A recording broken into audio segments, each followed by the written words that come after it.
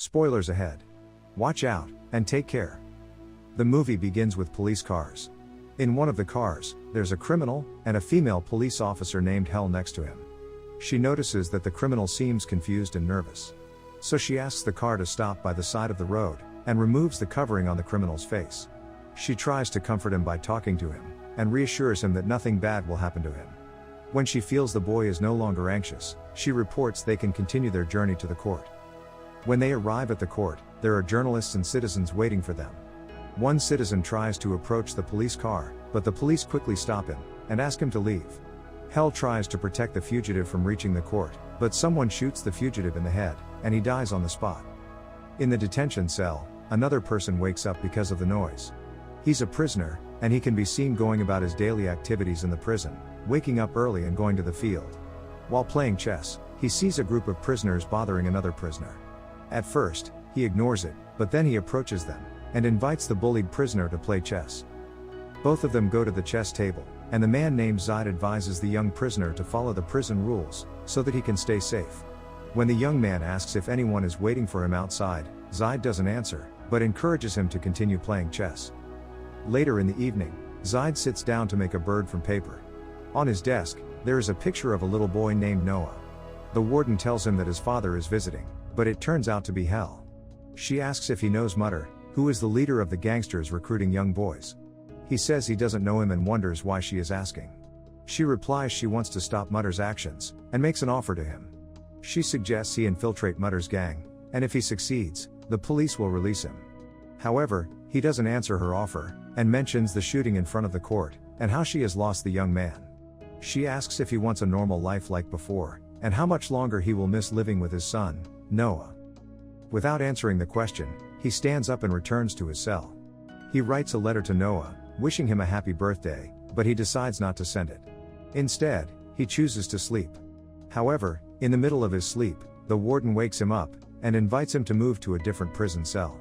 He finds himself in the gangster's cell, and wonders why he has moved. The warden doesn't provide an answer.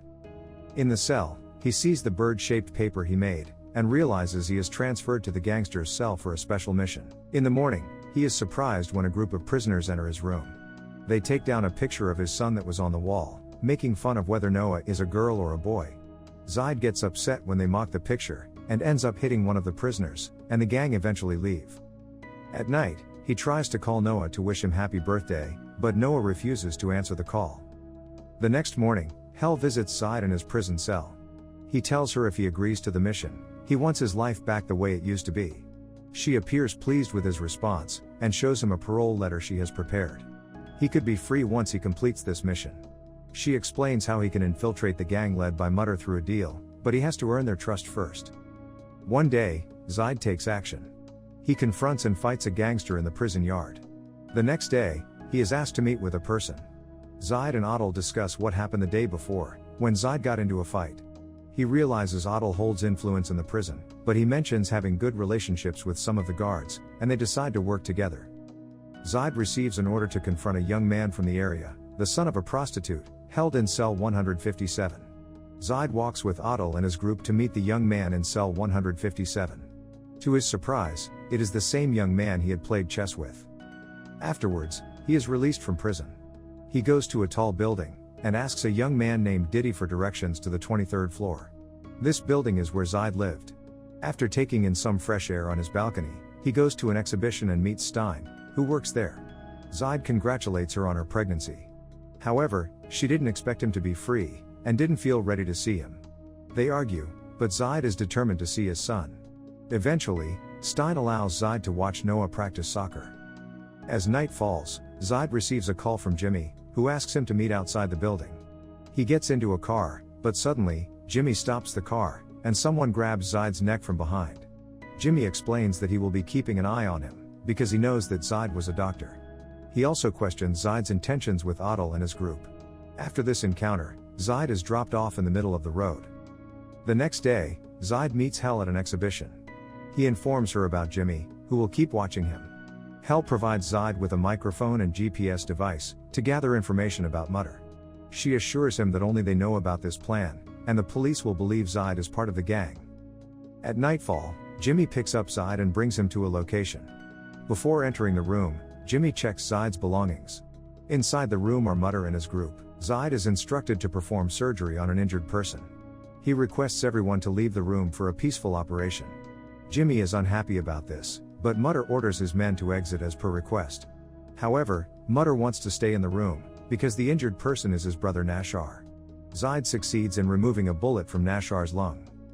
The next morning, Zaid visits Stein's house, with the hope of meeting his son.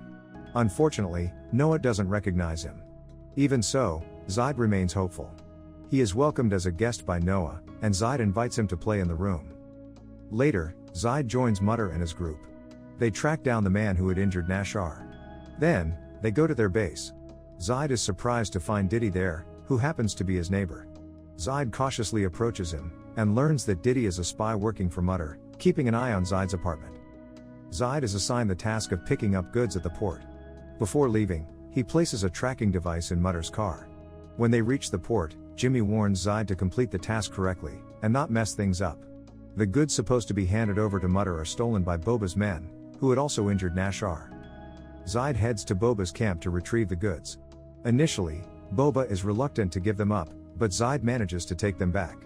He returns to Mutter's camp and informs him about the situation, explaining that Boba had taken the drugs, but he managed to recover them. At first, Mutter is skeptical of Zaid's words, but Zaid eventually convinces him. Zaid even suggests that he can meet Boba at the club, as Boba was in a bad mood. The next day, Zaid meets Noah and Stein on the beach. They have a casual conversation. In the midst of their talk, Noah wonders if Zaid would have to return to prison, or if he can stay there. Zaid replies that he intends to stay. Noah asks what he had done to end up in prison, and Zaid falls silent. After meeting Noah, Zaid goes to the library, and gives Hell a voice recording. This recording contains voice messages from the last 14 days when he was with Mutter and his group. For a moment, Zaid reflects on his actions with Mutter, and then tells Hell that Noah asked about the crime that had put him in prison.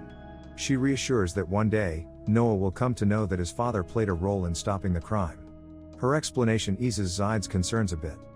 One evening, Zaid meets with Mutter, who instructs him to join Nashar and Diddy for a bigger job. They stop at a shop and chat for a while in the car. From a distance, Hell is spying on Zaid. A few minutes later, two men fire at Zaid's car. Luckily, Zaid and Diddy manage to escape, but Nashar loses his life. They rush into the shop they had visited earlier, and two gangsters follow them. Hell also arrives to help Zaid, who decides to let Diddy leave the shop, and he re-enters to confront the gangsters. To his surprise, he finds Hell inside. While they are talking, Diddy sees them, but pretends not to notice. Zaid and Diddy return to Mutter's camp, and Zaid overhears one of Mutter's men mentioning a GPS attached to Mutter's car. They sense something is amiss when they hear police approaching the scene. Mutter prevents Zaid from leaving, inviting him to a garage-shaped building. Inside, Mutter tortures a man named Racine, suspecting he might have talked to Boba about a drug delivery. Racine admits to the accusation, but denies placing the tracking device in Mutter's car, and the men take Racine away. Zaid meets Hell in the library, and confesses to her about the incident with Racine. He feels guilty about it, and wants to quit the mission, but Hell firmly tells him quitting will leave him vulnerable to Mutter's reach. The next day, Mutter meets Diddy and inquires about the incident near the supermarket, when Nashar was shot. Diddy initially conceals the truth, but later reveals that Zaid met a policewoman who didn't arrest him. Mutter is left speechless.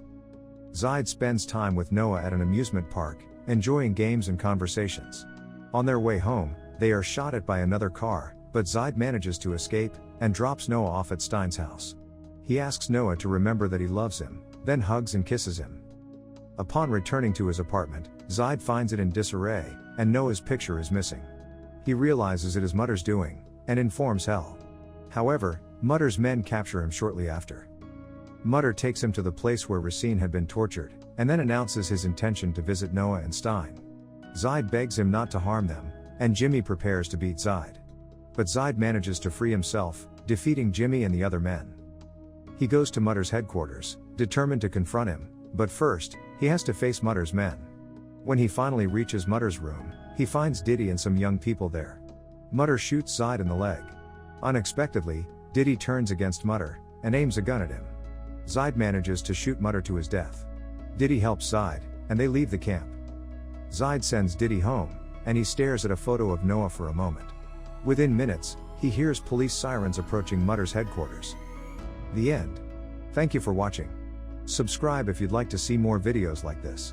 Turn on the notifications, and leave a like to help the channel out.